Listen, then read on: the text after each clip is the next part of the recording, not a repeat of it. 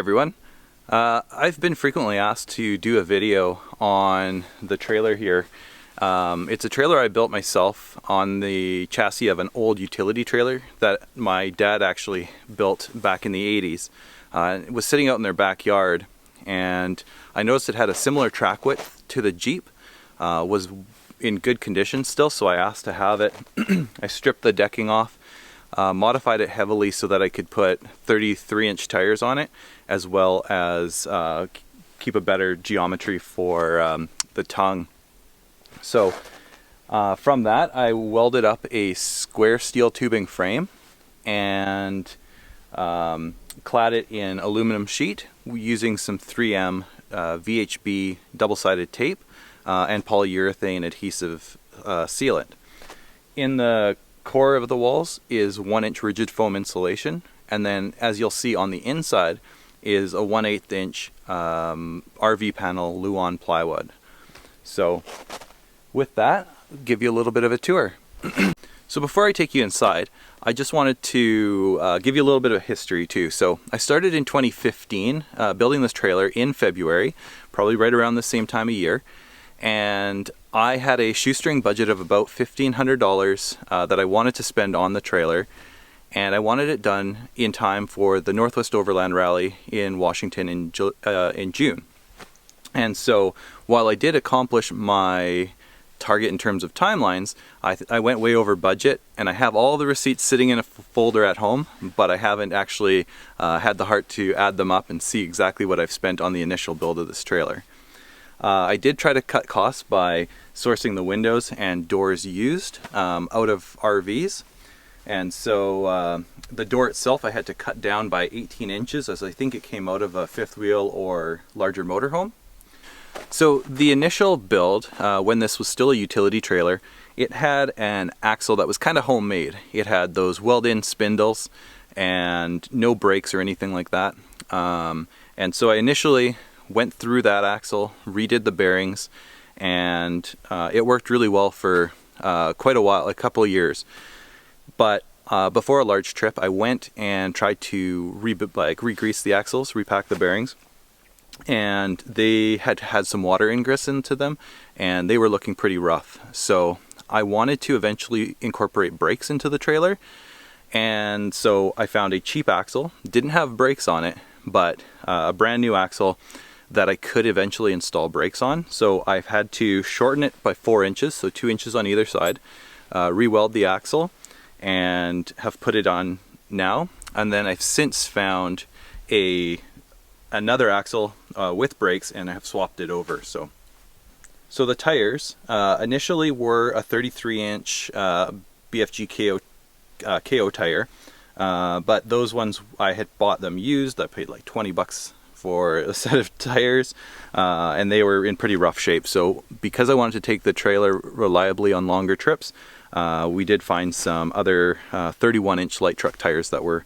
a relatively good price, and still keep with that all-terrain look of the truck and the trailer.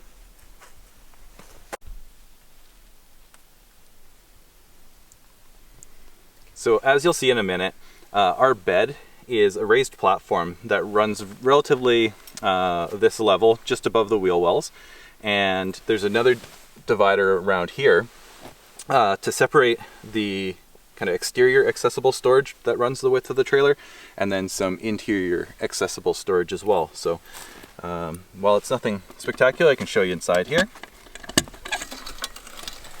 We just keep our tire chocks that we would normally use, some leveling blocks, some other supports that I can use for the stabilizers that are built in underneath here. So everything bounces around quite bad back here, but this is really a handy space to have. So the spare tire here is mounted just like you'd see in a pickup truck. Kind of there is a bracket that holds it up in the center, up against some support members, so it's good and sturdy.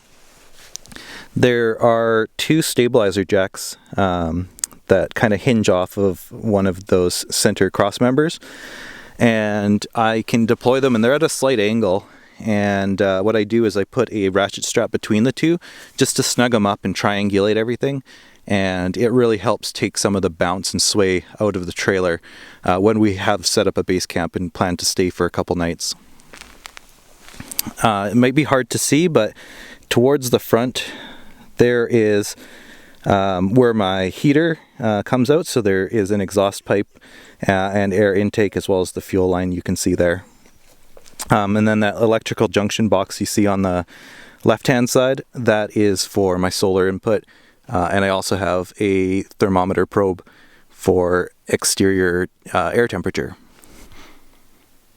So on the roof, I've kept it pretty standard. Eventually I may put on some hard-mounted solar panels just to act as a battery maintainer. I do have an 80-watt panel that I can plug in to that electrical junction box and maximize the efficiency by pointing it towards the sun.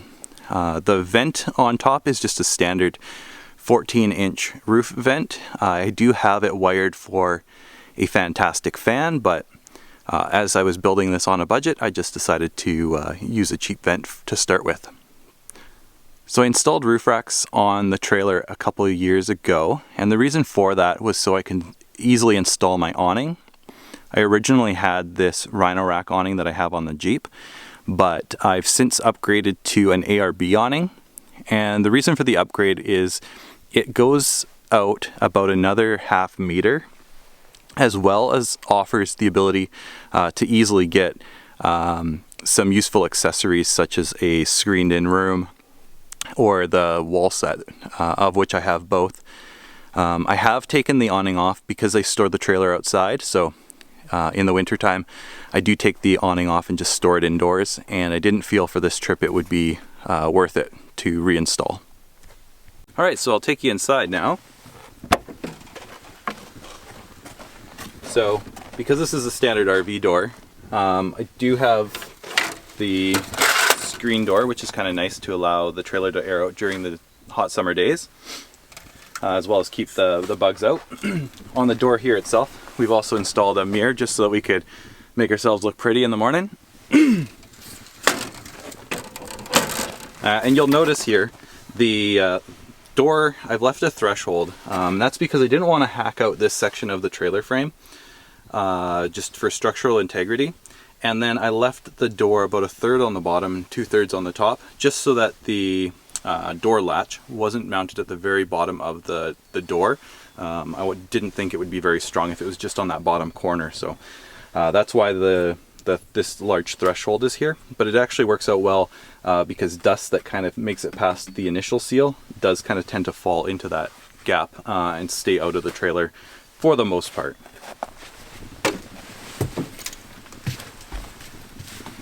So unlike most teardrop trailers, I can actually sit up in this trailer. I'm 6'2" or so, which is kind of nice. I can maneuver around, you know, I can change, I can put pants on with relative ease, which is different than most teardrops.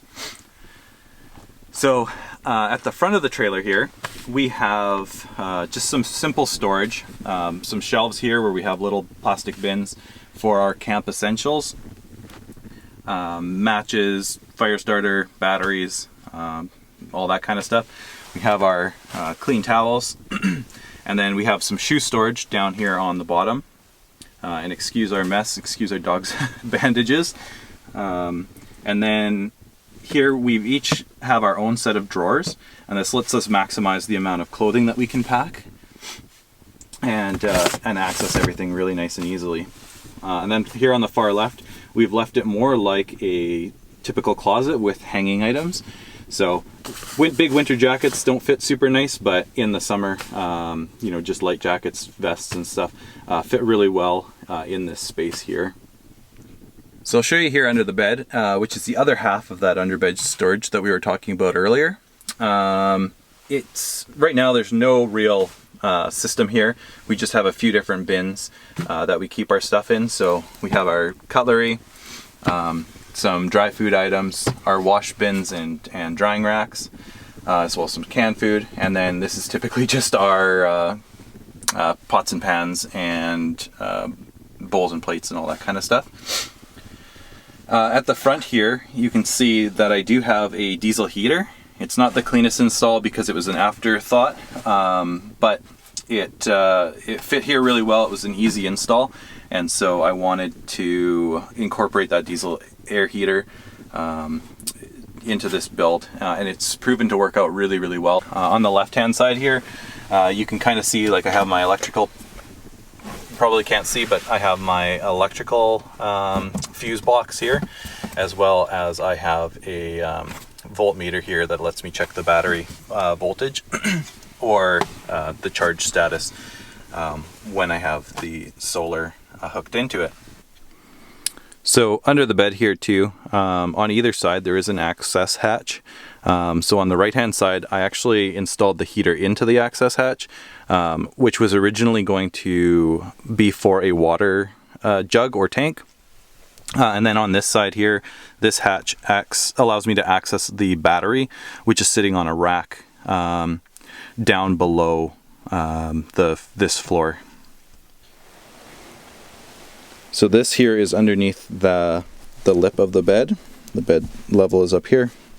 And so we have a carbon monoxide sensor, indoor-outdoor thermometer. This is the thermostat for the diesel heater. I have a register for the diesel heater just because it was actually missing the vent piece when I ordered it. And then this is kind of the back end of my electrical box. I realized I could have done it a lot cleaner if I were to do it again. And then I have my master power on-off switch just so I can kill power and reduce or eliminate parasitic loss in the batteries. And then also here at the front of the trailer, for no real logical reason, but I've installed USB charger as well as a 12 volt power outlet. I think I put it in this location just because you could easily take it outside as well as access it inside and leave your phone or something up here to charge. So the one place on the trailer that really is still nagging at me as being unfinished is this this lip here. I've sealed it as best as I can just to make sure that we're not getting dust and water in, but one day I'd like to trim it out in probably some aluminum just to make it look a little bit nicer. Alright, so the bed is on a strut here, but it's a pretty weak one. I'll have to replace it with one that has a little bit more assistance, but then I just have a prop rod that I can hold it up with. So the bed just drops down like that, and you can see we have just under a queen size mattress that goes all the way to the back. It's a little bit shorter, a couple inches shorter than a queen size and a couple inches narrower than a queen size. And I think we are actually just using a double mattress at the moment. So yeah, we have some electric lights there, some 12 volt lights at the back that allow us to do some reading. They pivot and can swivel around so you can kind of, read while not disrupting your partner. The bed itself too, we have multiple layers of foam. We have some high density foam on the bottom, just a medium density foamy, and then a probably a 2-inch memory foam. So it makes for a really comfortable night's sleep. I also built magazine rack just so I can keep my off-roading magazines handy when we're out on our travels. So yeah, it works out really well. And then just some standard RV low profile LED lights here for general light in the trailer. Well guys, that was the quick tour of the trailer. I hope you enjoyed. There are lots of small details about the trailer that I could probably go on and on about forever. So if there's anything that you have questions about, please leave a comment below or find me on Instagram at Okanagan Overland, and I'll be happy to answer any DMs there. I will be posting up content as I do additional modifications to the trailer, and you'll see our trips where we've taken this thing and where we take it in the future. One day I do hope to take the learnings from this trailer and build another one. So who knows, you might see some additional details about that coming up. Thank you very much.